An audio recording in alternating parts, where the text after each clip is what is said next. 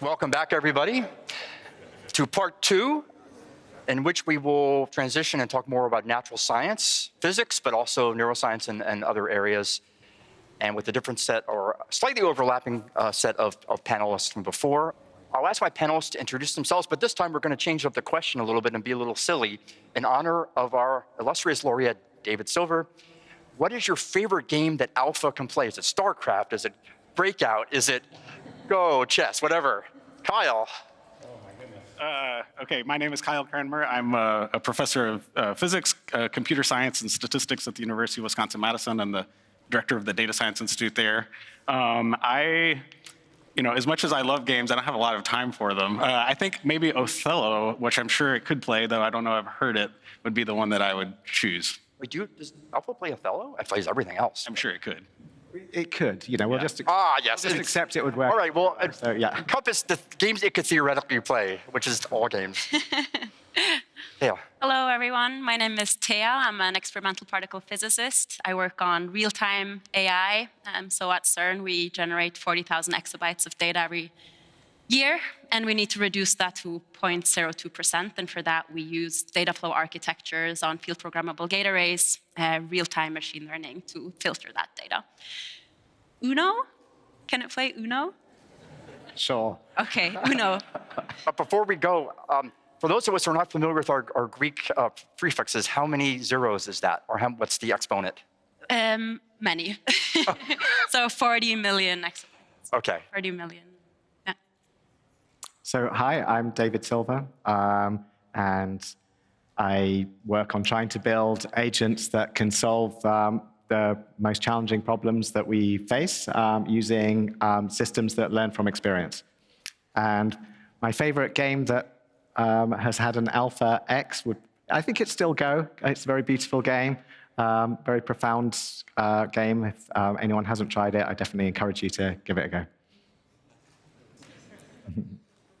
Maya, you have to reintroduce yourself, even though we know. I introduced myself already.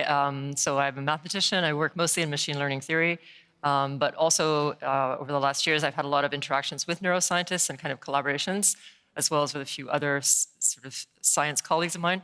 So and as for games, I'm not a big game player, but Go is probably my favorite example.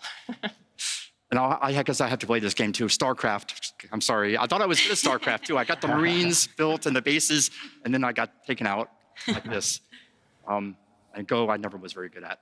So before we get to the panelists, I do have one more question. If our sound people can put up another QR code, it's an adapted version of the question you saw before, but you'll see that I've changed the definition a tiny little bit to avoid a problem we had in the previous round of, there it is. There's the, is that the generic QR code or is that specific for the question? Try it anyway. Okay, same question as before. What tools do you use in your research? But this time, don't put in GPT, Gemini, or anything. What other kinds of tools do you put in? Because we often conflate AI, machine learning even, with LLMs, but it's a vast array of tools. Does Python really count as a, okay, I can take it. Someone uses AlphaFold. That wasn't you, David, was it?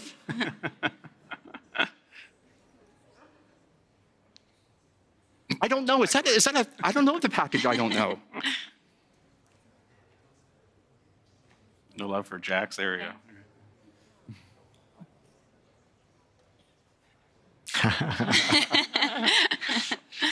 So that means your students are machines? Is that really what you're saying?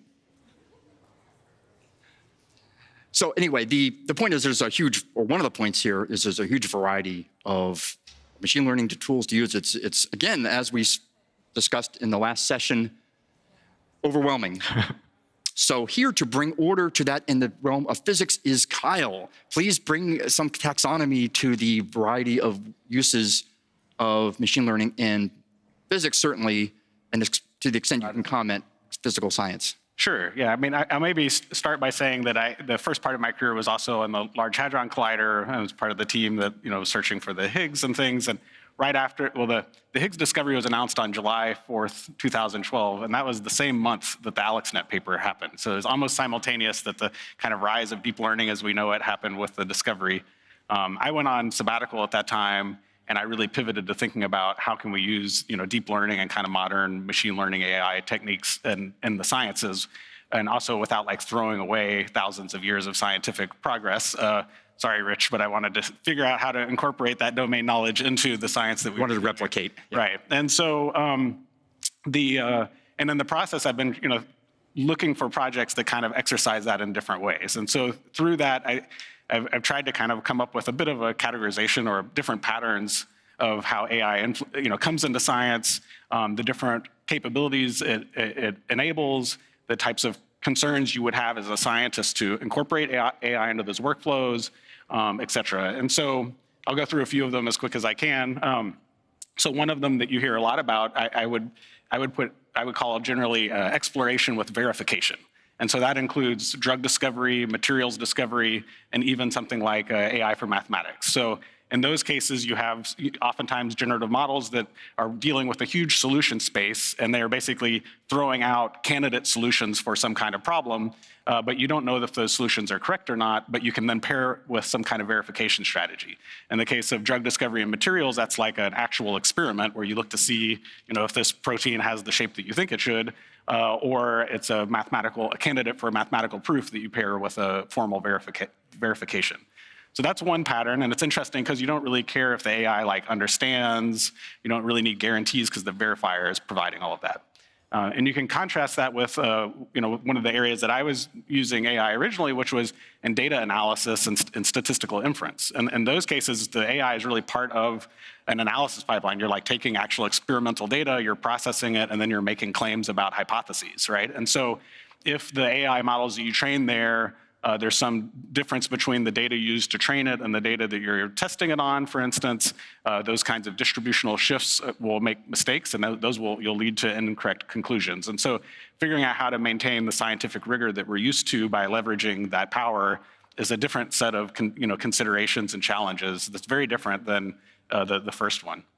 Another one, which is a term that was coined by Mario Kren and company, and an excellent paper about that has a scientific understanding in the title, is about we called it a computational microscope. So you basically kinds of predictions that people would do, that a kind of computational type predictions that you would do, can use AI to help you do that. So for instance, things where people, this is more closely connected to applied mathematics. So where you might use Markov chain Monte Carlo or some kind of numerical technique, AI techniques can often accelerate those, and it's very it's a very practical type of capability that it's providing. It's not like changing the paradigm in which you do science or something.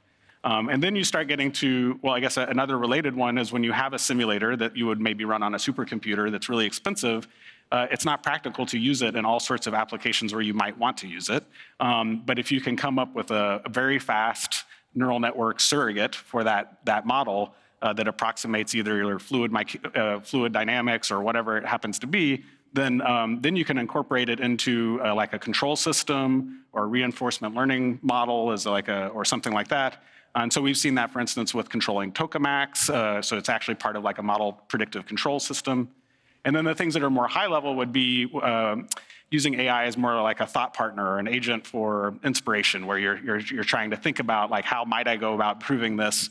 Maybe it's not proving it for you, but it's giving you some good ideas or something like that.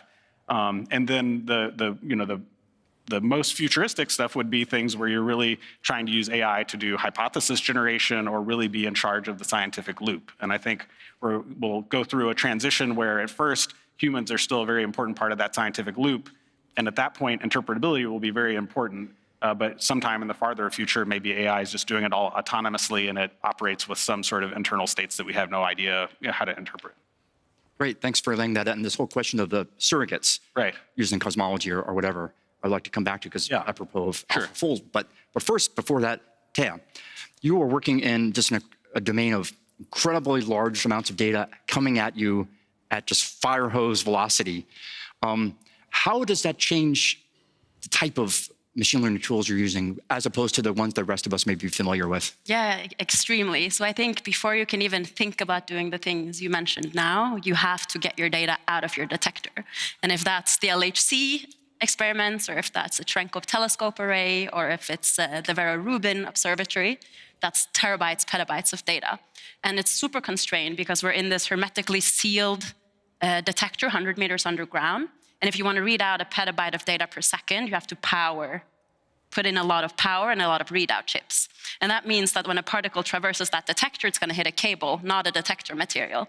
So we physically can't read out all of the data because we obscure the detector. It's basically opaque. So in this case, we really have to put tiny neural networks on ASICs inside the detector, which is cooled to minus 30 degrees for radiation hardness. We have bit flips because you're sprayed by particles all of the time. You have to use 40 milliwatts, basically, per inference. So this really means we have to do fully heterogeneous quantization. Everything is in silicon. And you have to do sort of a lot of protection that your network is actually doing what you want. And you can't reprogram it whenever you want either. But it also allows us to talk to people that work on inference for, I don't know, wearables or in self-driving cars or drones. So we have a lot in common with other edge AI applications. Because it's a real-time application. It's a real-time application and it's a constrained problem. So you can bring me your beautiful transformer and I will tell you it won't fit. And then you have to work towards fitting that. So I like constrained problems, and it really changes what you do. And we have to take advantage of the symmetries of our problem often as well. If we can reduce the size of the architecture by taking advantages of symmetries in our data, we're really, really happy. But some of those networks also come at a high cost. There's a lot of flops. And then we have to do this constant weighing of what's more efficient actually on hardware. So completely different land. Yeah, so the question of whether you need to give the symmetries an inductive bias, I want to come back to apropos of age of experience later. But let me jump to Maya, just to bring in neuroscience, because we've been very physics-y so far.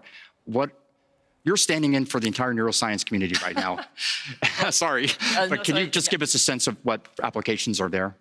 Okay, well, I definitely can't speak for neuroscientists. So I love interacting with the neuroscience community. And I guess one thing I can kind of alluded to this before, that the early roots of AI were trying to understand, mathematically describe intelligence or complex adaptive systems and so on. So those were it's always been a thread in the field of AI. And there's this really fruitful back and forth. And I think that it's come nowadays, I would just say that there's like really cool things like parallels that are discovered in terms of some of the structure that you find in a trained large language model compared to in the brain. So that's a situation where there's really parallels in these forms of understanding. There's also, it's a totally different kind of medium, a large language model. There's this field of mechanistic interpretability, it's often called now, which is kind of taking a computational neuroscience approach to studying some of these very large models. But in day-to-day use in neuroscience, on the one hand, there are many tools that are sometimes called machine learning, and I mean there are things like support vector machines. That's part of earlier machine learning tools. That's used on in a wide range of situations. But you're probably asking more about advanced AI models, and that's definitely so. There once again, that can be especially for modeling something that's happening in the brain. There's an example of having different areas of the brain communicating in sort of a based on signals and rewards and so on. So there's all kinds of modeling in neuroscience that can be often borrow from models in machine learning, as well as using these tools to deal with the very complicated data from brain imaging. It's kind of a rough description, but really to emphasize that these are kind of sister fields that neuroscience in the early days of AI wasn't even known as neuroscience, and it was sort of similar curiosity that was driving both fields, like to try to discover what's going on in the brain, what is intelligence, and so on. Yeah, and there's been huge interchange among them. Yeah, but I definitely don't want to speak for neuroscientists at all, so I'm totally not an expert in that. No, it helps to set this in context. It's actually quite similar to some of the applications in physics, though not at the kind of scale that LHC requires. David, age of experience. I'm just fascinated by this idea of how do we go beyond what humans know into this kind of superset that even Sanjeev was talking about of knowledge, the knowledge that AI can gain that humans have not yet gained. So I get it in terms of Go, the machine plays Go against it, or chess or whatever against itself. But how does that work when it comes to interacting with the real world and the kind of constraints that the physicists and just us who interact in the world on a daily basis, on a moment-by-moment basis, and the trade-offs that involves? In other words, how does your experience begin to transition from the control systems of a rule-based game into experimental science? Yeah, so great question. I think the first step is already happening. I think the transition to the era of experience, we're well underway. And I think a clear example of that happening, I mean, it's actually well motivated by the poll that you just did with the audience, where we saw the audience using a huge range of digital tools in their scientific work. And now imagine that you have a system which can interact through some like unified environment, like a terminal or a GUI, that allows the agent to access any of these tools and sequence them in any way at once in order to achieve some meaningful, measurable goal. So I think that's the first bridge, I think, by which many of these things may come about. I think that there are many agentic systems out there already that are starting to do these things. And the clearest examples where this can be done easily are those which can be done purely digitally. So, for example, many computer science applications, I think, where there's a clear metric to optimize for, you're trying to optimize for some performance of some system, and now the system has access to a wide variety of tools that it can use, including maybe coding, running the system repeatedly, visualizing it, debugging it, and so forth, and can do these things again and again and again, and learn what's the most effective way to actually solve this problem. I think these kind of systems are starting to get some traction. Currently nowhere near human levels, but I think traction is coming rapidly.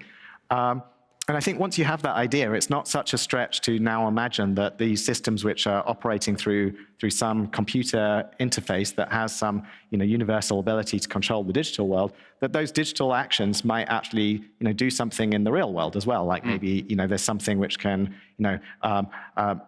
change the angle of a telescope or focus it, or maybe there's some way to automate the production of Petri dishes, or maybe there's some system which is mixing fluids in a mixer, or another system which is trying something with plasma in a tokamak.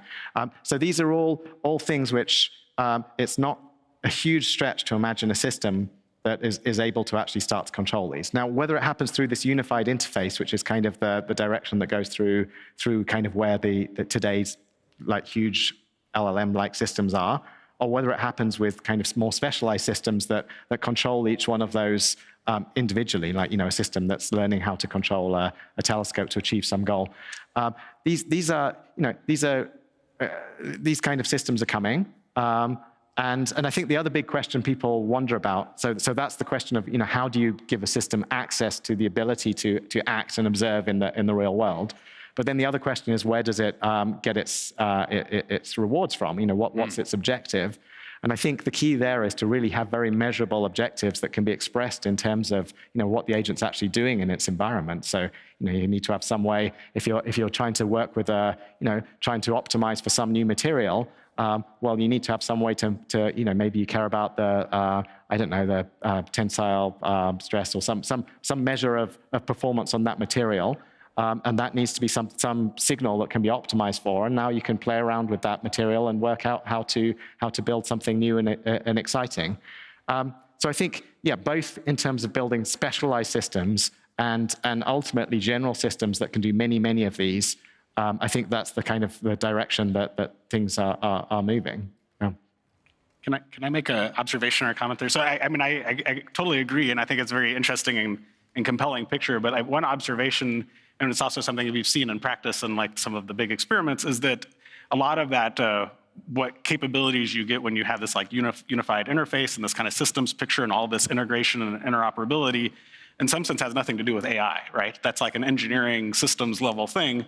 And if you could do that, and put all that effort into making all these different systems interoperable with a really nice interface, humans can also use that and we could have been doing that for the last 15, 20 years or whatever. And it's a bit of an irony that and many people have advocated for such things in their own areas. Like, wouldn't it be great if we had we could do all of this?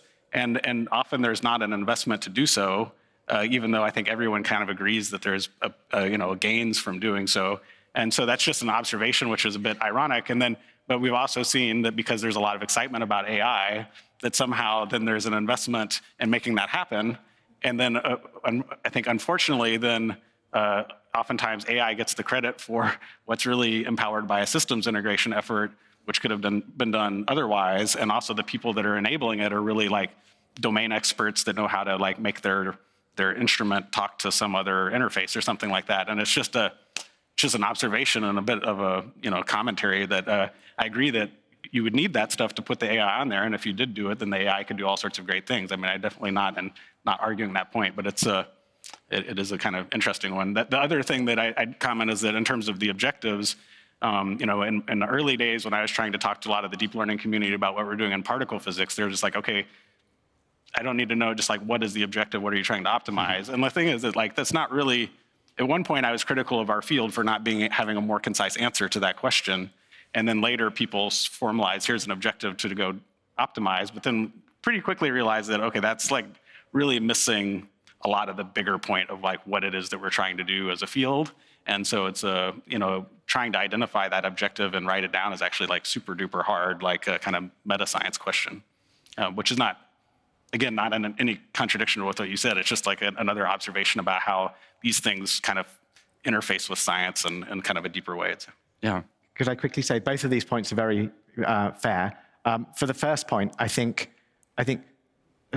just briefly, progress in AI, and this is, I think, true of technology in general, but progress in AI often goes hand in hand with progress in the actual interfaces of what it's actually interacting with. That as we get more powerful AI, we need ways to feed it with the data and the information to be able to do more. Yeah. And so it's kind of natural and inevitable that there will be more connections that are made and Sure. ways to put things in.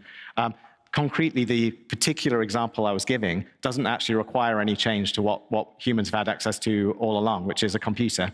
Right. And the computer acts as the unified interface that allows you to do all of these things, because through a computer you can already go and access different databases and look up different things or take different actions. And so that's a kind of extreme generality version of the picture, but which I think is something which many people are looking at.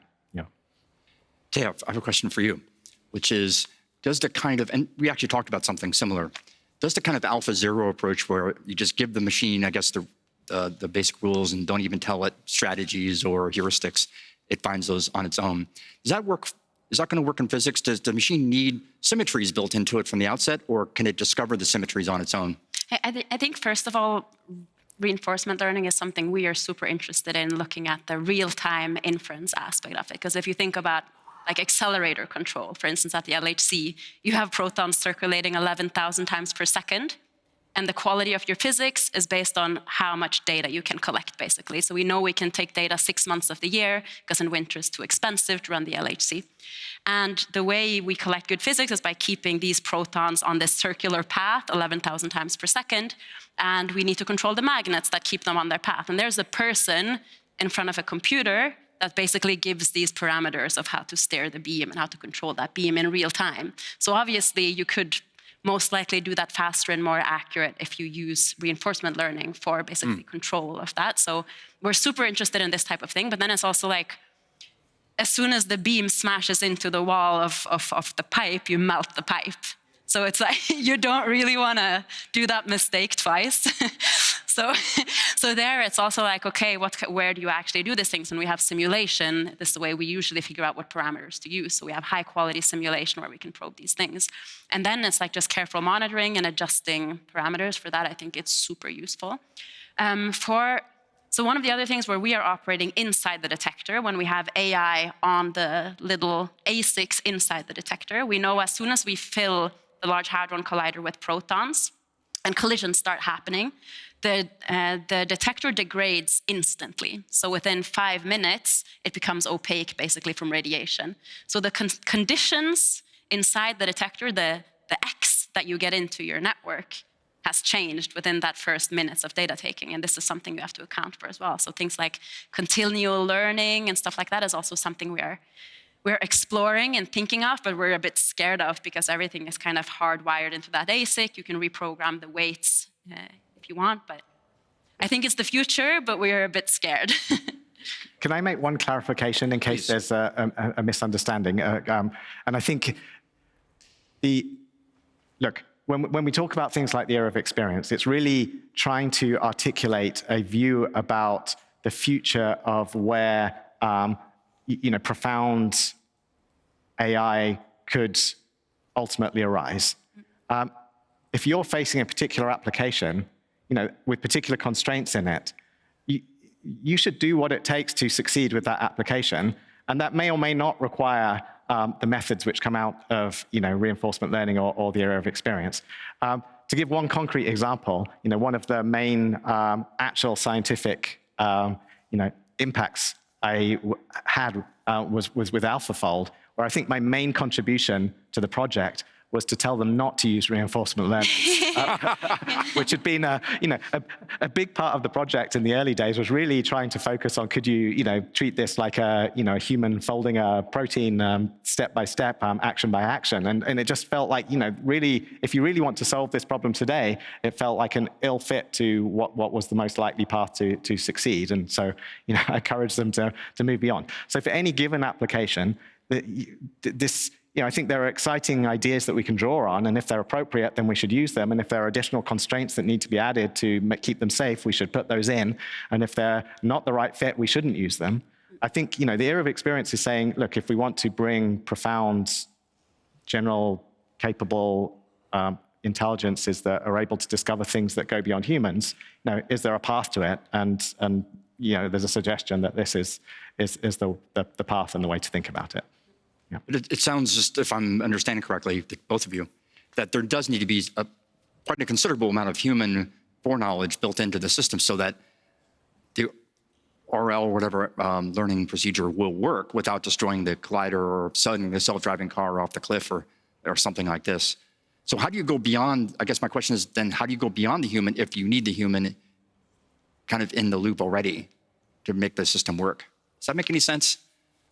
I mean, there are many problems where we will inevitably want to go beyond the things that humans know, but we have to be able. There must be the ability to explore in those things. If we're not prepared to, if it's too unsafe to explore, well, okay, maybe it's not something where we're ready to go beyond human knowledge in that domain. But if it's something where we have to let the system try things, explore, learn, make mistakes, learn from those mistakes, and get better. And we should do this in places where the mistakes are small, and where it can learn to generalize from those small mistakes to avoid making big mistakes that would be more costly. And so we shouldn't be afraid to put our learning systems in places where they can make small mistakes. I think that's super important that we allow them to do that. And in doing so, this is a pathway that allows us to start to learn and go beyond human knowledge. So yeah, there are cases. I'm certainly not advocating we give AI access to a nuclear arsenal and say, play around with this and see what happens. We find places where small mistakes can be made and learning happens, and then iterate and iterate and iterate. Can I say one more? So, yes. I find the era of experience and the analogies with the babies and so many different applications very compelling, and I'm like totally on board. The thing that I find myself like intellectually curious and challenging is that if you think about the kind of scientific loop in its like overly simplified form of like I'm going to make some hypothesis, I'm going to interact with the world, I'm going to learn something from that interaction, and I'm going to update my beliefs or something, figure out what experiment to do next, and et cetera. I mean, schematically, it's very similar to an RL type loop in terms of, you interact with the environment, you get a reward, you make actions. It's like so you can make a very one-to-one kind of, you can cast a lot of design of experiments and et cetera in that language. And if you're in a setting where you're able to do a lot of different experiments, which is kind of like the baby, toying around and figuring things out, you could expect things to work well. So I mean, I spent some time trying to think about how would I go about some more interesting scientific questions in that framework. And the things that you run up against is that that you can't do very many experiments because they take a long time, they're expensive, et cetera. So you're in this very, very data-starved regime. You still want to learn, and you want to figure out what kind of experiments you do, but you're not going to figure out a good experiment from doing trying a bunch of things. And so reasoning is super important at that level. And somehow humans have learned so much about the world through relatively few interactions. And so to me, it's like a great example to draw inspiration for like deeper AI learning algorithms. It's like, how have we learned so much about the world with relatively data-starved, interactions, at least at the level of science, not in terms of, babies hearing sounds or something like that. And the fact that there's a kind of continuum between the extreme settings, so that we do experiments that take 10, 20 years to plan and pull off, and they require convincing a large fraction of the world to pitch in to be able to do it. That's not it's not a model-free RL problem, right? So at the same time, the formalism is kind of able to adapt to both. So I think that that it points to somewhere in that transition, that there's something to understand. And to me, I think that while in the long-term vision, if our eye on the prize, Rich had made this statement like, don't be distracted by applications. And to me, I think, maybe in some reductionist sense, applications aren't useful, but in these kinds of things, I think the application, helps crystallize what is a challenge and inspires a lot of forward progress. And so in that sense, I think science, the process of doing science as a kind of meta application, is a excellent driver for progress for really deep fundamental AI. Mm-hmm. I don't know. Maya, you've studied machine learning algorithms and learning algorithms. Is there some alternative like that would let zero or few shot learning be done rather than? Oh, well, I'm not sure if what I was going to follow up on. Okay, please. Yeah, so just in general, this role of applications, and so it kind of comes up in several ways. I think there's also a few people who talked with me afterwards, after the previous panel, about the role of basic science. Like, do we have to convince the public that there's an application, an obvious immediate application? And I feel that one way of seeing that is actually with this kind of cybernetics type of point of view. So but it's also, maybe if I talk about that a little bit, it might be helpful, because it's sort of an example of where work that's continued actually in biological sciences has a lot to say, I think, about some of these questions. So that's not a specific algorithmic thing, but maybe for technical details, that's better if we chat afterwards. And David would be better placed for all of those questions anyway. But so, just to very quickly say this kind of cybernetics proposal that Norbert Wiener made, he was just emphasizing the role of negative feedback, so that some complex system is basically a pattern of some kind. So this also gets at what Rich was saying the other day. We have these also kind of a hierarchy of patterns. We have particles that form, and we have stars and galaxies and so on. And up in a very high level of abstraction, there's designs of some kind. So you need some kind of, in order for this to stay, for you to continue to exist as a human, there is some kind of maintenance of that pattern. You continue to exist as George, right? Even though you're losing many cells every day. So there's all these mechanisms that detect deviation from the pattern and shift to correct it. And so that's basically the idea of cybernetics. And that has been that's been a part of biology, biochemical sort of modeling and so on for all these years since the 50s, when it was first proposed. It hasn't really remained in the discussion in machine learning. But one aspect, so this is due to Stuart Kauffman in, I don't know, in maybe in the 90s, but quite a while ago, was sort of mentioning that the way things evolve, it's not just evolution, but there is spontaneous emergence of order. And how does that happen? That's somehow a crucial aspect of life. And so sort of the terminology that he proposed was to consider like entailing versus enabling. So an entailing law is sort of like a physical deterministic law that this thing causes that thing, and you have some law saying how it evolves and so on in phase space. Whereas enabling is just this idea that once certain conditions are present, then other stuff can emerge. And so I just want to say that basic science is of that nature. We've sort of evolved to have this value of sort of following curiosity and so on. And it's because when we understand things in a basic science kind of way, then new applications can emerge afterwards. So you don't know the applications in advance. That's the whole nature of this kind of emergence of order. You can't predict it in advance. But what we do know is that that kind of like building understanding does enable applications. So it's just kind of a high-level commentary to also mention what is this kind of complex adaptive systems notion.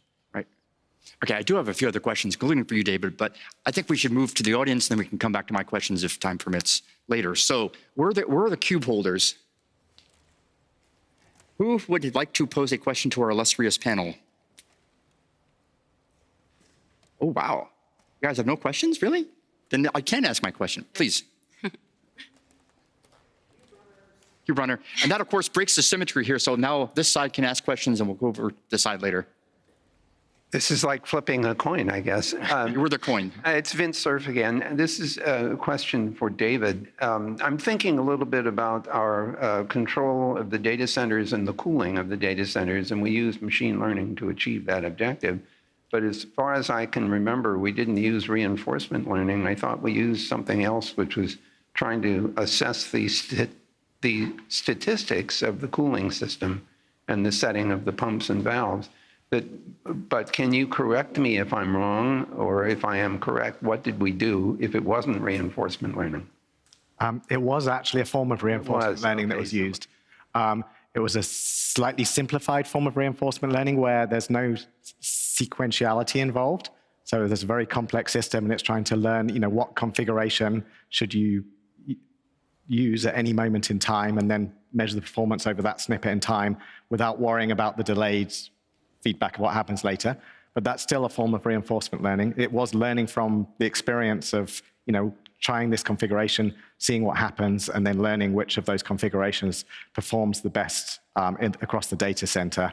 And it was able to reduce the energy consumption of the data center by about 25%. Yeah. I just want to say I find this so fantastic because in our case, we have these 1,000 FPGAs in a radiation-shielded cavern, 100 meters underground, processing 5% of the total internet traffic. And we never thought about using reinforcement learning for the cooling. We should have. Oh. That's great. So now you can go back and do this? I'm going to ask for his code. Any other questions?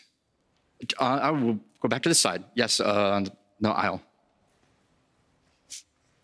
Hi.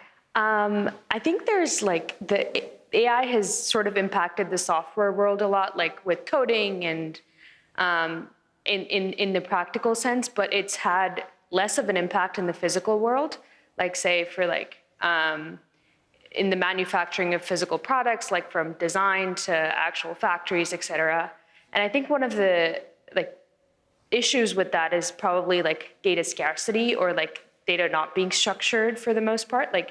What do you guys think about companies that are trying to companies or research labs that are trying to produce or use synthetic data to train models on just because of the fact that we don't have enough structured physical data to build these models off of? And just the impact of difference of AI in this software versus the physical space. I mean, I'll say one thing. I mean, I think there are examples. I mean, when you have for things like architecture or something like that, where you have if you had a CAD model for a bridge or something like that, you can evaluate how it behaves and you can have some kind of performance measure. There are, a handful of different situations where then people try to turn that into an optimization problem. And what's been, I think, one of the big trends that I think is nice, where it's not necessarily deep learning, but it's kind of using the technology that's been built and is realizing that gradient-based optimization is wonderful, but you don't have to use a neural network that you're taking derivatives of. If you can have your simulation and then make it differentiable in some way, then you can do that optimization. And so I've seen that from even some kind of magnet designs to bridges to a variety of different things. It's not everywhere, but in the sciences, I would say that there's generally a pretty big push, which a few years ago was branded a bit under this differentiable programming name, which actually I was very happy about. And I think then ChatGPT came out and everyone forgot about that.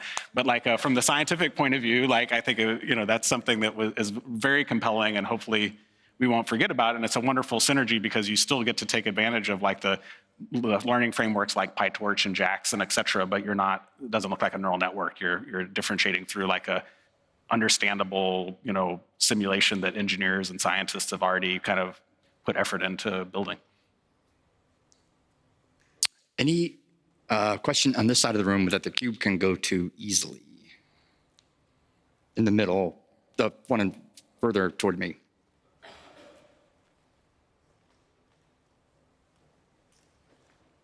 Hi, my name is Mateus. I'm from Brazil. I go to school in the University of Florida. And my question is that in RL, you mentioned that we're seeking to optimize some measurable objectives. But in humans, like the baby example, at least to me, I don't remember what I was trying to optimize as a baby, but I don't know what we'd be trying to optimize. And I wonder if that's one of the issues with reinforcement learning, or if you have any specific thoughts on that, especially as I think that as humans grow up, the objective function may change, or the reward model. Thank you. Intrinsic motivation, you want to tackle it? Yeah, sure. So this comes up a lot. And I think, look, I don't think we have the exact formula of what human goals are, but I think when we're building an artificial system, we should know what the goal is for the system we're trying to build. And if we don't, we shouldn't be surprised if it does something totally other than we want.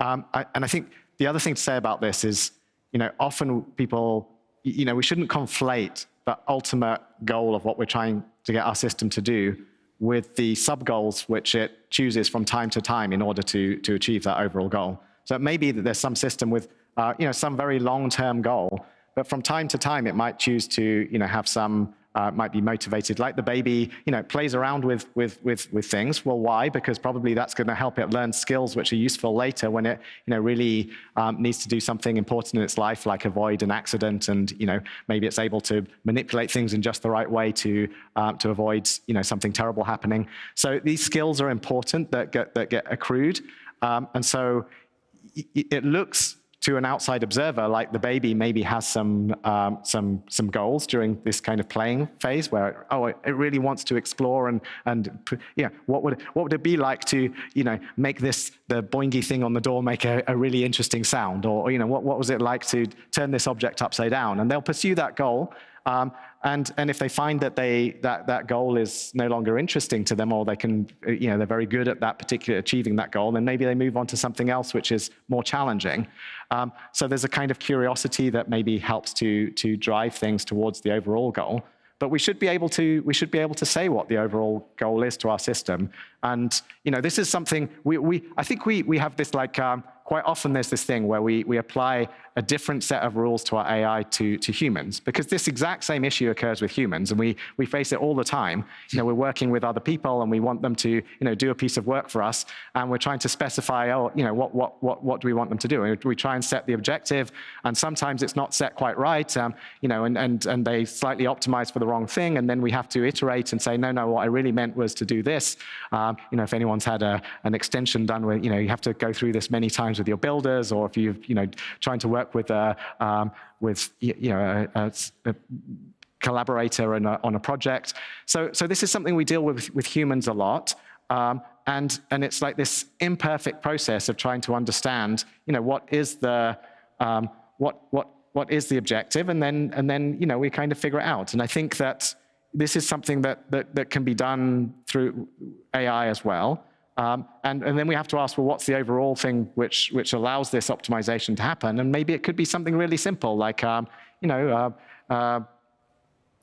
Well, I mean, in many of these scientific applications, I think there's actually a very clear answer. Like if you're optimizing a data center, you just really want to reduce the energy consumption, or you want to, your material to be strong. But I think you're asking more generally about AI, and I think more generally for AI, there's just innumerable signals that we could choose to optimize. There's no lack of things out there to optimize, and we really need to build systems that kind of, are able to understand what it is we want them to optimize. And I think that's something which we can build through these kind of adaptive sub-goals. Bit of a long answer, but maybe that helps. Really interesting. Yeah. Thank you very much. I think behind you there was somebody, or Yeah, thank you. We're talking a lot about AI, but what kind of AI do you think would do your learning in this environment? Would it be an LLM, a neural network? I don't know. I think that's quite opaque until now, at least for me. I feel we are a little bit vague in physics often about what we actually do. So I think in particle physics, at least, there are very many different types of applications where there's no unified front of this is exactly what we use AI for. So we do things like very simple things, which is we have our data set that we have collected, we have it offline, we want to use some sort of classifier to suppress background and enhance signal as best as we can. But then we also have this domain where I'm working, where we know we have to do some sort of data reduction on edge. And you have to do that very accurately because you're looking for extremely rare processes, and you have to do that within 50 nanoseconds. So there it's really just to make sure if your task is to do a very precise analysis on 0.02% of the data, can you filter that very accurately? But then you also have really, really cool things that you're working on with this simulation-based inference and unfolding and doing multidimensional searches. Yeah. Yeah, maybe, I could say like that taxonomy I tried to kind of lay out at the beginning was meant to kind of hint at a little of that. But like, and one of the ones where you have these theoretical calculations where you're trying to you have a theory, like some, fundamental theory, you're trying to make a prediction for some property of, say some particle or like a galaxy or, pick something like that, or like a condensed matter system or, anything like that. Oftentimes those calculations, the prediction involves doing a really big integral. Like a really big integral. So in some cases, like 100 million billion dimensional integral. And so big supercomputers are used to do that. Those kinds of problems motivated the invention of Markov chain Monte Carlo. Like, like understanding nuclear matter is what motivated that entire field of applied mathematics, right? And so your goal is to do this big integral. And so there's the techniques that have been developed, but now we have generative AI. And what does generative AI do? It samples from a distribution. And so that's like a new way to do a big integral. So can you figure out how to leverage that to do this integral more efficiently? The problem is that your generative AI model is not going to model this distribution perfectly, so you're going to make a mistake. And that's a problem because your prediction is going to be wrong and you don't have any good control over it. So there's a subclass of generative AI techniques where you can calculate enough things that you can make corrections so that you can actually have a kind of verifiably provable exact calculation and with controllable errors and things like that. And so we had a project with DeepMind and some collaborators at MIT doing that. That's also being used. That was in the context of lattice quantum chromodynamics. Then there's other problems that are similar to that, and and other areas, including materials, understanding the dynamics of molecules. So you have a drug, it can be in two different states. One of them's metastable, but like you want to know how stable that thing is. Maybe that's the active version of the drug. And if it gets hot and it melts into some other state, then the drug doesn't work, and that dictates the shelf life. So people want to understand the shelf life of this thing. At a technical level, it's basically exactly the same as this lattice QCD calculation. And to me, that's one of the things that I find really exciting about AI for science is that it's leading to this cross-pollination of ideas that I've basically never really seen. I mean, the idea that a theoretical chemist and a person that does like nuclear matter particle physics came up with simultaneously the same idea essentially, and now they're like feeding off of each other is really exciting. And this area of simulation-based inference, if I can just take a second, I think is one that I think without hyperbole, I can say it is a revolution in like the statistical practices for a very large swath of science. So in science, you do two core things you do is you make predictions about what you'll see in the data, and then you see the data and you make inferences about your theories, right? So one is like a forward modeling and the other is like an inverse modeling problem. And so we make very complicated simulators that are very high fidelity that have all these mechanisms about, that encode our best understanding as scientists of whatever is going on. But those simulations, they're generative models. They make synthetic data, but they're not neural networks. But if you want to do inference with them, it's tough because the likelihood of the data that's generated, given the parameters of your theory, is totally intractable. There's like an enormous integral involved again. But you can use these same kind of machine learning techniques, either generative models or even discriminative ones, to, through some clever tricks, approximate the likelihood function. And then once you do that, you can do inference. So there's a whole class of, so this is used in computational neuroscience, it's used in cosmology, economics, agent-based models, and now all of these people are talking to each other and even using the same software package to do it. And like, I've never seen that kind of interaction between very different domains, and it's all powered by the fact that deep learning gave us the capability to solve a very specific problem that's common to a huge number of scientific applications. And I find that like just incredibly exciting.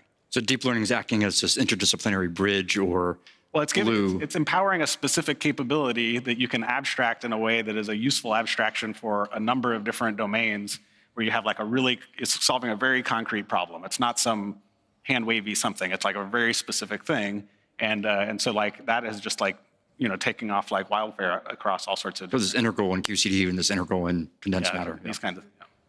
I just want to point out one more thing that's super important for us right now, which is simulation, since you mentioned it. Yeah. So we have this massive beast of a surrogate model that basically spans 20 orders of magnitude in length, from a handful of particles from Feynman diagrams to particles that have showered through a 100-meter-long detector.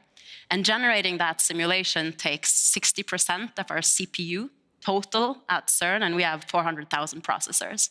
So currently, we won't be able to afford that in the future of LHC. We will have so much more data, and we need a lot of data in varied tails of distributions to do good comparisons, data to simulation. So I think having amortized machine learning models that are surrogates for our simulation, because that's all we do is this comparison, simulated data, we open the box, simulation, we open the box, look at data, and compare the distribution. Does it match with hypothesis 0 or hypothesis 1? So the simulation needs to be extremely high fidelity. So if you generate a picture of a person, it doesn't matter if there's one green hair. But for us, if we get that surrogate wrong, the whole analysis pipeline is screwed. So I think this is also a really important one. So these surrogates are, I want to take my moderator's privilege for a second here. These surrogates are just super interesting to me. Are they effective theories of physics even? Are they? Yeah. Okay. They're based on theories of physics. They're based on, but are they themselves a new theory of physics that we've embodied, not in an equation? I think that maybe there's like a possible miscommunication. So like there's the grounded simulations that physicists wrote that are based in like mechanisms, or computational neuroscientists or economists or whatever. Someone writes a simulation based on the mechanisms they understand in their field, their domain. And that's kind of like the core simulation, which is often slow and difficult to work with. And then there's, okay, can you approximate that with some kind of neural network? And that's the part that I would call the surrogate. And then the question is that thing interpretable or not, right? Right. And I think that was your question. And it's interesting because in some sense, it's inheriting the physics from the other one. So it's almost more of an approximation question. So maybe you don't really care. At the same time, if you wanted to do higher order things like design of experiments and things like that, you really want to be able to you want that not just to be a generative model, you want it to be a causal generative model. You want to be able to make interventions and reason about what would happen if I did X, Y, and Z. That's the heart of experimentation, is being able to do these kinds of interventions and have causal things. So causal ideas are very core to science, right?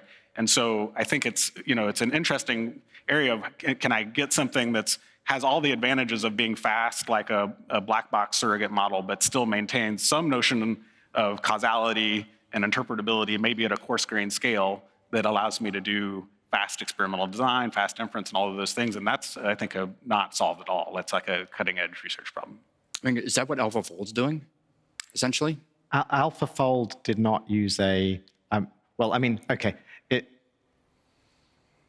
AlphaFold was not really building. I suppose you can, once you have it, you could think of it as a surrogate. The way you could use it as a surrogate would be once you have AlphaFold, which is a mechanism that goes from sequence to structure, you could then use it as a surrogate to solve problems like, wondering what would happen if you changed the structure to something else, to the sequence. You could play around with different sequences and say, what happens if I was to change the sequence in this way and try and optimize for sequences that lead to some desired change in the structure. And I think that would be a form of using it, which would be more like the and that's basically surrogate. like David Baker's Nobel Prize, is using those kinds of tools to drive design and et cetera. Yeah. I would actually say it does seem to me to be reasonably fair to describe these neural networks as encapsulating a new model of science, like as you're suggesting. I think it is, it's another layer of abstraction. Like, I mean, science operates at many levels. And so you could have the fundamental laws of physics, and then on top of that, you can have like laws which are, like which talk about gases or something at a much more coarse abstraction. And I think it's, what the neural network is doing is basically trying to find a way to, maybe summarize what happens at some coarser granularity that allows things to be simulated more efficiently. So another example would be, a project which has been very successful at DeepMind has been to simulate the weather systems of the world. And rather than using the kind of underlying physical models of the weather, we built a neural network system that basically predicts what will happen to the weather and how that will evolve over time. And I think you could think of that as a new theory of weather. And maybe it's not expressed as concisely as the nice equations which preceded it, but it's a theory that expresses, it's a model of how the weather will operate, which I think you can you could think of as a form of theory. It's to the fundamental general circulation model equations or whatever what the ideal gas law is to Newtonian kinetic theory. Yeah. I mean, to that point, like prior to the GraphCast type stuff, we had a partnership actually with Peter Battaglia and company, and Miles Kramer, who's in Cambridge, no relation as far as I know. I was going to ask. Yeah, but we were using graph neural networks to model dynamical systems, and there were some toy problems where we would do things like springs or planets moving and things like that, where what the force laws are, and then then the neural network would learn to approximate them and predict, and they did well. But then we put some effort into, again, the kind of, with appropriately chosen model architectures and inductive bias, we could back out the force laws again. And that was like a very interesting thing. So in that sense, you were able to actually explicitly see that it had learned some kind of law. The thing that I think is missing a lot of times is that it learns kind of like an effective law for like that particular, I mean, sometimes they can generalize a little bit, but not many, like those models maybe still have a bit of a mechanism in them. But in many other cases, there's no notion of a mechanism. It's like good at predicting that particular system, but if you wanted to try to say what would happen in a very different system, it might not have any idea. So like it's like there's a lot of details there, like the devil's in the details in terms of if that model can generalize to an unseen setting or not. And to me, to be like a scientific theory, you want to have some of that kind of causal ability to jump to a different setting. So I mean, I agree with you, but it's like we need more nuanced language to kind of differentiate these different kinds of capabilities. I would maybe just add something, kind of not to put down neural networks, because I think like the power is enormous, but just maybe especially for people who are in math, one way to kind of demystify neural networks, it's a very rich class of functions. And then you're searching in this class to find a function that very closely approximates a particular kind of mapping from input to output. And so that can be seen as like a law of nature, but it's maybe like a very messy function. So then that doesn't perhaps appeal to our sense of aesthetics, although it can be very useful for doing other things in science. But so just to try to encourage people to remember that a neural network is just this like class of many, many functions. And, as we adjust the parameters, we're picking a function in that class. And, the size of the network is going to determine what class we're searching in. But ultimately, we're really just finding a function that goes from input to output. And so then also if the data that you've been training on is from a certain distribution, a certain setting or whatever, then, you have potential questions whether the function that you've discovered is really going to apply in other settings. And this is where there are some, techniques that will try to make this so-called generalization better. But, if you're dealing with something that's really physically a very different setting, then yeah, you're going to run into that problem. Okay, where is our cube and who would like to ask a question? we have a big cluster over here in front. So over here, we'll take the next question. Starting from the back and then moving forward, just for consistency. I have a question that focuses a little bit more on preserving institutions in science in the face of AI. For example, how concerned should scientists be about AI replacing, perhaps, the work that otherwise would have been used to transition knowledge to the next generation? For example, if you give AI the work that would have been done by interns, it prevents the interns from having some hands-on experience that would have built intuition and would have prepared the next generation of scientists to handle those problems. So what can we do about that, and should we be concerned about that? So does AI muck up the jobs pipeline in science? I mean, I'll say quickly. A couple of years ago, I was asked to be on a advisory panel for the U.S. government about high energy physics and make recommendations of what we should be doing. And obviously, in the face that AI is coming, it's like a 10-year time horizon. So it's pretty hard thing, and you're fold in what AI is going to do. It's like very difficult to guess what's going to happen. But in the process of thinking through that, I mean, there are many places where you can say we could. Some of this doesn't require AI, and some of it does. But we could streamline all sorts of processes in our big experiments to be way more efficient. We could have many fewer people involved, like professional people operate some detectors, many fewer people with a much more streamlined way of analyzing data. And so it seems like you should obviously do that. But one of the downsides of that is that, part of our, the value proposition we have to society is basically that we train a lot of people, and this kind of, they're attracted to the question, they're challenging, you learn all sorts of skills, and then they go off to go do something else. And so in some sense, if we streamlined ourselves too much, we would basically lose there's the interesting scientific goals, which we're not going to go away. Those are still interesting. But for a lot of society, part of the reason that they want to invest in this is because of technological process and workforce development. So we do have to be, that's a very concrete way that we have to be careful. And so there's this kind of irony that there's some inefficiencies built into the system in some sense. You could say, well, let's just do more science, and that I agree with. I don't have any counter argument to that. But it's just somehow not what has happened organically in our very complicated social structures that have 6,000 people from almost every country in the world.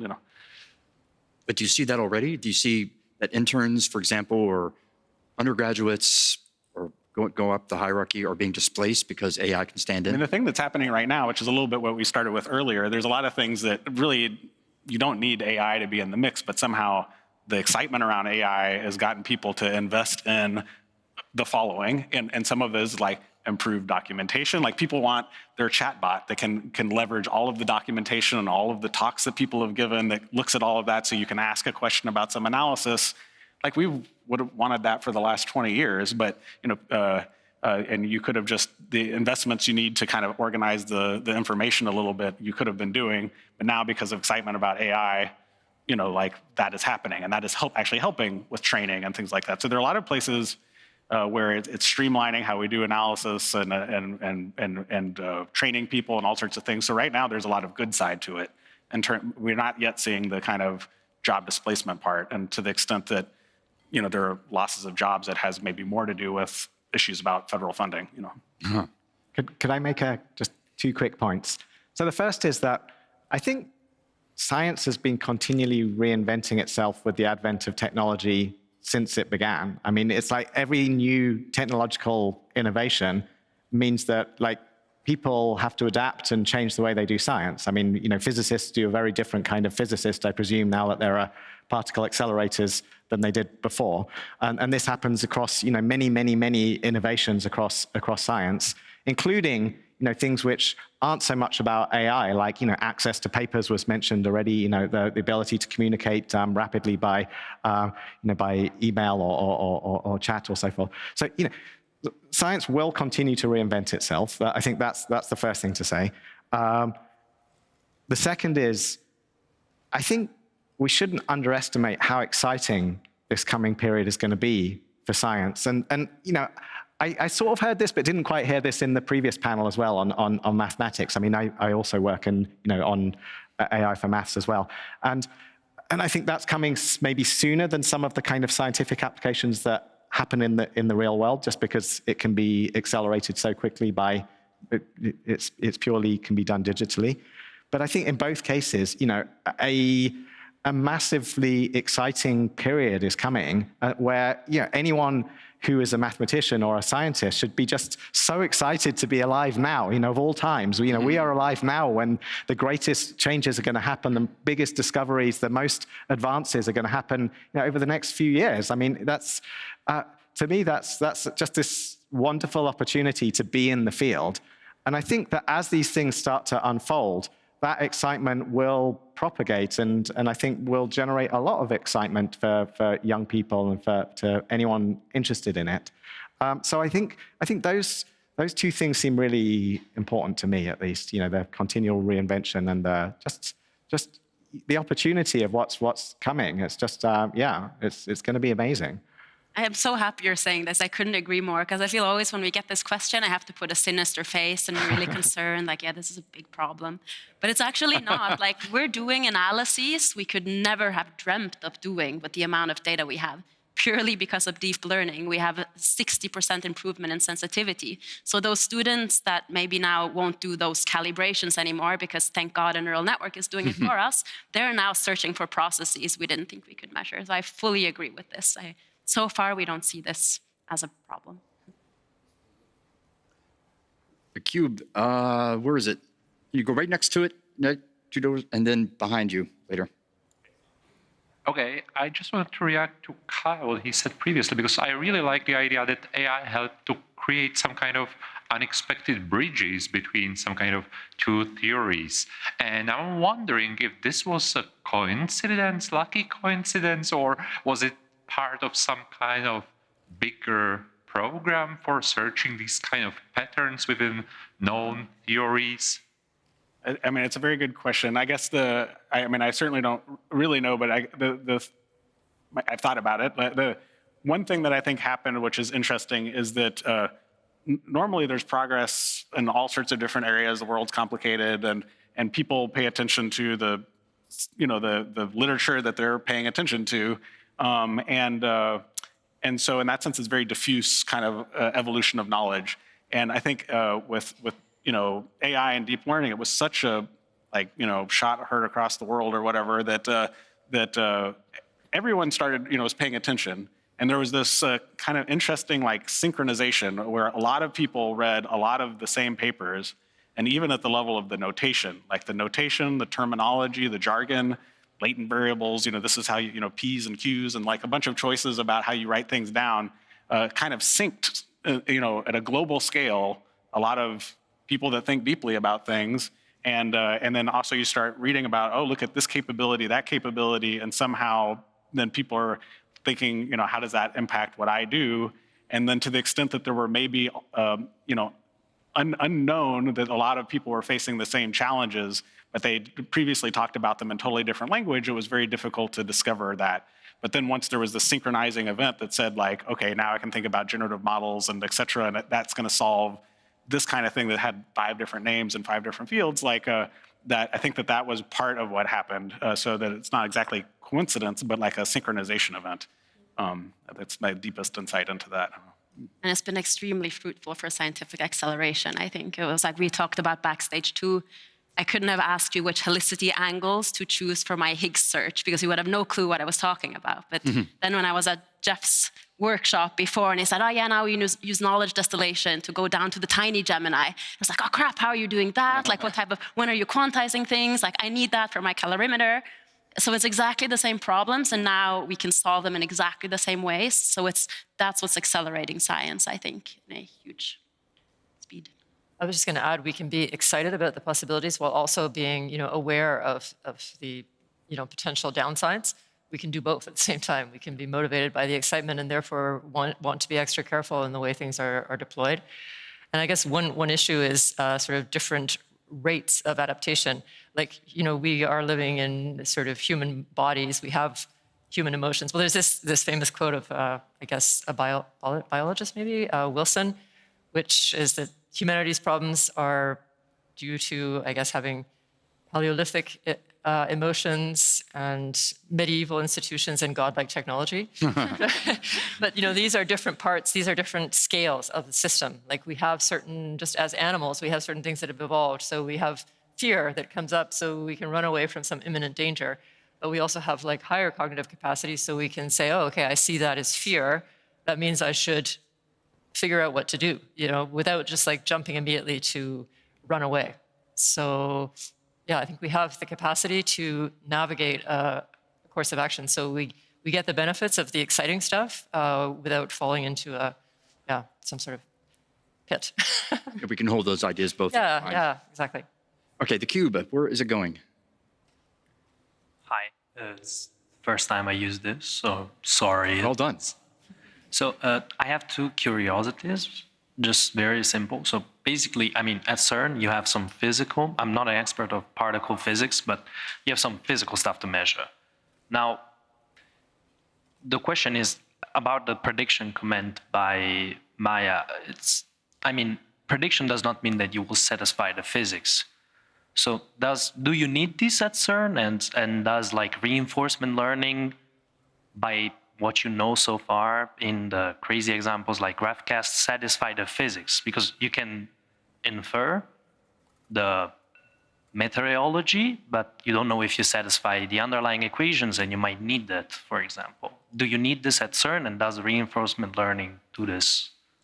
I'll let you answer afterwards, but the first thing I want to say is that we have extremely accurate simulation, again, going from a handful of particles to what happens after they've showered throughout the whole detector. So that means we have this extremely clean space where we can test basically everything. So whatever your network is doing, we can do all sorts of sanity checks on that simulated data.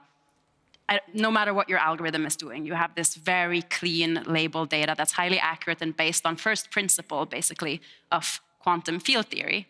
But then you also have this dirtier model of the detector. So what happens when quantum field theory makes 5 particles for you, and they go through this big detector and they scatter, and we have hugely accurate models for that too, that basically tells you almost where every single cable in the detector is.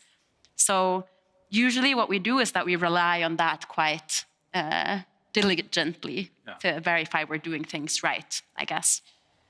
Yeah, I mean, maybe, stepping back a little bit from CERN specifically, I mean, in science in general, there are definitely a lot of areas where people would love to look at data and see, can you infer what the physical laws are or something like that. There are tons of people that have done various things there. It's very intrinsically interesting. Most of the early work that was done was let's put, we're going to say use simulated data where we know what the laws are and just demonstrate that we can get them back. So it's more of a toy proof of concept kind of thing. Then there are situations where it starts to get a little bit muddier, and maybe there's, one thing that is a kind of general statement is that oftentimes the kind of pretty laws, like the kind of physical laws that you might want to know happen. That's not what you directly observe. You have noisy measurements of something that maybe has a nice, elegant law that describes it. And, trying to, disentangle those two is very hard. And it's actually amazing that humans have been able to do so, right? But so that I think remains hard. By the time you get to something like particle physics, the bar is so ridiculously high because we have these theories that have been, like quantum field theory, it's got quantum mechanics and relativity and all these things put together. It has very, very few moving parts. It's incredibly mathematically constrained, and it predicts what we observe in detectors to 9 digits of accuracy. So it's not low-hanging fruit to come and try to let's come up with my AI scientist that's going to try to come up with a better theory of nature de novo, right? I do think that, it is still interesting, there's this interesting part that, to me, which many people would maybe is not where they go at first when they're thinking about can you come up with the physical laws, is that we already have a framework. Quantum field theory is a very flexible framework to describe all sorts of possible things, including our universe and candidate theories that are different, than what we know. So all of the alternate hypotheses that we think about, maybe the universe works this way, we can express in that formalism. So there's no reason to throw away that formalism. You want to express your the theories that you're testing in that formalism. But like, how do you, and that's a place where now how do you take what's going on with deep learning and neural networks and then try to marry it to like an already pretty established framework, and then like the bar at which you would modify the underlying framework to add some new ingredients or some kind of new, I mean, that's at the level of things like quantum mechanics and relativity. I mean, again, the bar is incredibly high. So it's interesting to think about, but it's not like I think practical anytime in the next, many years. But for other areas, like what's going on in the atmosphere, like you have fluid dynamics and you can model that, but there's also clouds and radio. There's all sorts of other phenomena that happen that are relevant for describing what's going on with weather that we don't have good descriptions for. And so there's a huge, or biological systems and things like that, where there's some kind of emergent phenomena that we have not yet named. There is some good coarse graining that's sparse and has like simple laws to describe it that have not yet been discovered. Like those are super exciting places to use those kinds of ideas, I think much more so than like particle physics or something. Were there any more questions in this? Oh, there's quite a lot. 2 forward. I am from Caltech, and I've heard recently that a team at Caltech and DeepMind have managed to improve some machinery at LIGO by reducing the mirror vibrations. So it made me wonder, what is the limit of reinforcement learning? Like, are you able to reach the physical limitations imposed by the physical laws, or do you experience some other like threshold at which you can't make further improvements? Okay, great question. Physical limitations of reinforcement learning. I think there's a couple of things that we can say.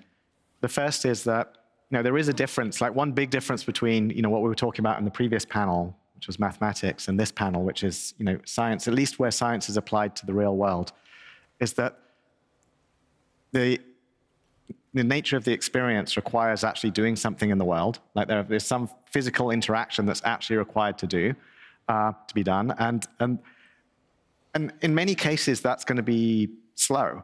In some cases it's extremely fast, but in other cases it will be a slow process. There's some experiment that needs to be run, and that experiment has some real like time cost and other costs associated with it. And so I think there's a real physical limit perhaps on what can be learned, which is like a natural break. I also heard people worrying about like these kind of explosions like of AI just kind of losing control. But there are some cases where there's going to be this natural break on the progress of AI that comes from there's just a certain amount of experience, there's a certain amount of mistakes that need to be made in order to learn how to do something really well. And I think that's something which we need to understand better, but I think will impose it's not like an asymptote. This is like just kind of like a slowing down of the process. So I suppose that's one thing. And the other thing which we should acknowledge is that I don't think we have all the answers yet, like algorithmically. Like reinforcement learning is still an early stage, and I think we've got some great successes, and there are some applications where it works really well. But there are also lots of open questions about what happens if you want to learn with extremely delayed feedback over trillions of time steps. So there are real deep questions that still need to be answered. And I think without answering those, I think we will see that there are limits that our agents will maybe not be able to go beyond without making further progress. So I don't know if this really answers your question, but maybe it's skirting around the edges a bit, but yeah.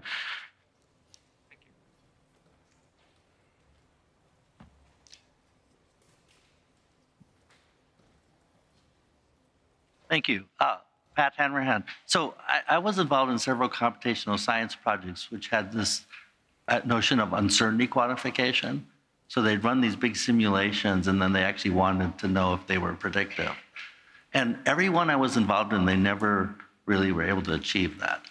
Like fluid flow. And and what happened in a couple of them, which is where machine learning comes in, is they were assuming some law that we all learn, like Hooke's law. the stress strain law, or the model of a transistor, like Shakti's equation, which are all really nice and you learn them as if they're totally true, but it turned out they were not accurate. So they took some machine learning algorithm and just replaced the stress strain, thing with some neural net, and it came up with a completely different law, which was much more accurate than this sort of ad hoc thing we invented. So it just seemed, I wonder, and I thought that was like the low-hanging fruit of machine learning, that we have all these really oversimplified laws that we take as gospel, and they're actually not true. They're only true in a few situations. And so what machine learning does is sort of like get us out of our rut. It lets us see what the actual law is. So I don't know if you have had other experience like that, but I have had several, and I think that's like low-hanging fruit.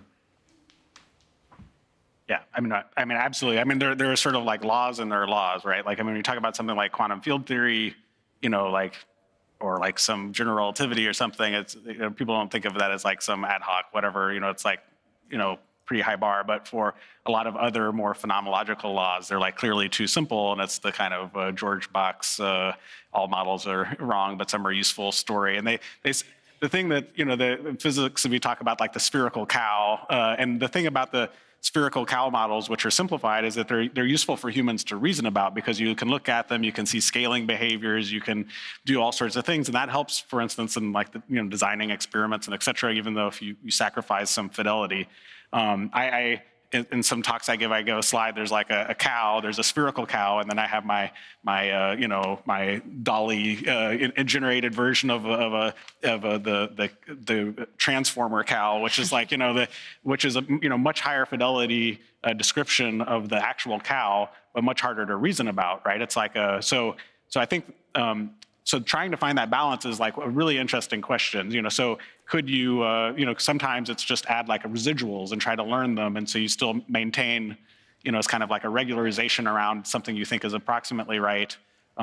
Again, it gets into a situation a lot of times the law might actually be simple, but people then put like a really simplified noise model on it to try to match the observed data, but actually the noise models may be super complicated, and really you need to put some more effort there and try to, so I completely agree, and there's a lot of interesting stuff in that area, and I think, weather is definitely one of the places where you see it. I think people think that, like the Navier-Stokes is generally fine for fluids at that scale, but you have numerical problems, and then sometimes you start sticking in, other kinds of stuff like, clouds and, radiative transfer and all sorts of stuff, which is not captured in those laws. And you could try to model it at some microphysical case, but then it's like computationally terrible. And so there's a huge opportunity to learn like effective laws for these kinds of things that are super practical, where you don't really care. It's not like you're not trying to learn general relativity. You just want to predict the weather better, right? We also had this case where we knew we thought our problem had some symmetry we could take advantage of, but then what happened was that when trying to induce that symmetry in the neural network itself, it was worse than just doing deep learning beginning to end somehow. And then we processed basically that all those symmetries are kind of broken because of the detector. So also there, if you can approximate basically whatever is happening with the neural network, it's usually for us, it kind of performs better. And it makes me want to ask you, because I'm not sure if this is correct, but is it also true for AlphaFold? You also tried exploring symmetries for this problem that is a symmetric problem, but also find it to work better just unconstrained? Or is this a misrumor?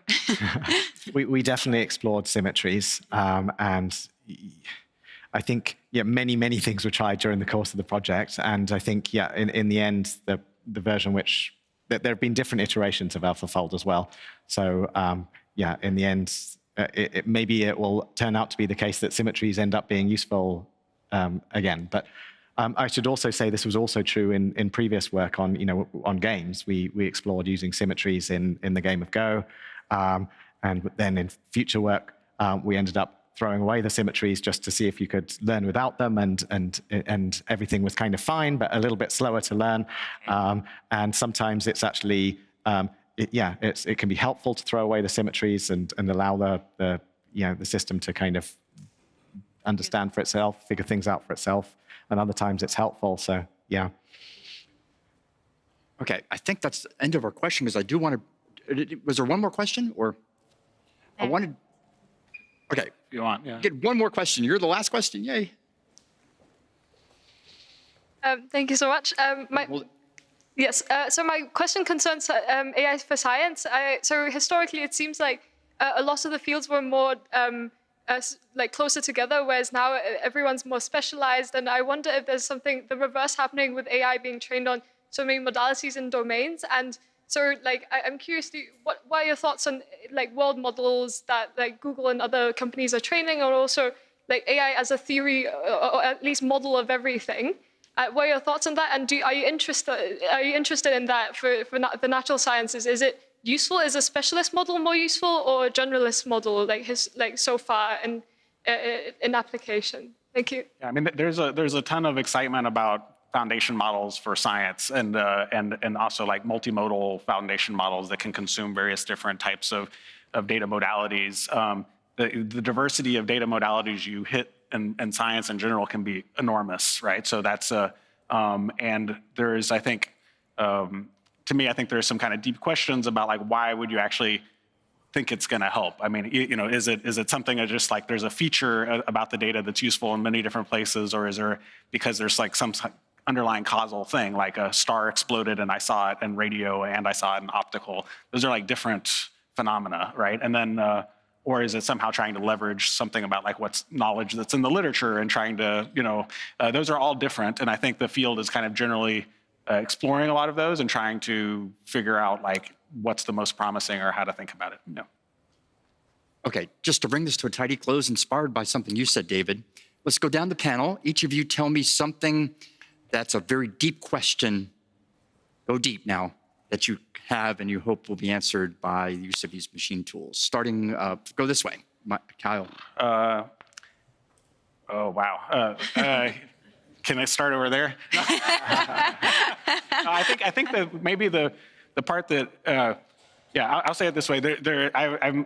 I think that the bitter lesson is a great essay, and I think about it a lot, and I think the field thinks about it a lot, and I've started to the extent that there's unresolved questions about like essentially scale and et cetera, or the value of inductive bias and domain knowledge. That's to me a fundamental question, and I'm in the process of writing an essay that I call the bittersweet lesson, which is that the fact that is not resolved is itself pointing to something deep that we don't understand, and we should be happy about the fact that it's revealing something that we're confused about and something better to understand. Cool. Is there new physics below 1 TeV? So I think the low energy physics. Low energy, yeah, because we have the accelerator that we have. That's the most powerful one in the world, and we're producing all of this data. But there's still data that we are currently producing that we can't look at because of too much data. Exactly. So we are getting rid of this 99% of data within 4 microseconds. And we know there has to be physics beyond the standard model somewhere. So could it be there? So that's what keeps me up at night. It's like, could it be there? Did you throw away the Nobel Prize? Did I throw it away? Yeah. And then it's really trying to make sure we're doing the most out of that accelerator for the 10 years more that we will have it. So for me, I think it comes round in full circle to ask, can we understand the science of the mind? Like, can we understand what it is to have an intelligence, to be able to make decisions, to be able to think? You know, these kind of questions, I think, if we need to understand the principles well enough to be able to build it, but through that, I think that will help us to understand ourselves.